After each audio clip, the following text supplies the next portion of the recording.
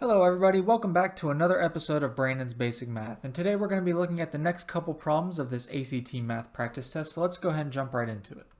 The formula for the volume V of a sphere with radius r is V equals 4/3 pi r cubed. If the radius of a baseball is 1 1/3 inches, what is the volume to the nearest cubic inch? Well, that's really nice. So they already give us the volume of the sphere. We don't even have to memorize this formula. So all we need to do is just plug in our r, which is 1.33 approximately. And then we know, so the V from the formula volume is as 4/3. You have the pi key in your calculator, which you could always press, or you can just simply use 3.14, as some of you might know. And then we just need to multiply this by 1.33 raised to the third power.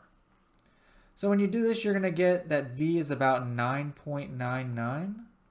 And then we know that we're rounding here to the nearest cubic inch, so that's going to be answer choice C. One thing to note about this problem is that you always need to pay attention to your units here. So luckily we're given inches, so our volume is going to be in cubic inches when we plug this in. And they did ask for cubic inches, so there's no conversions that we need to do here. So let's go ahead and move on to the next problem here.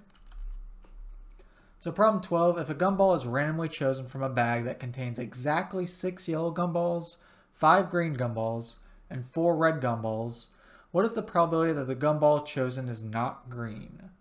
So in this case, if it's not green, that means it's either going to be yellow or it's going to be red.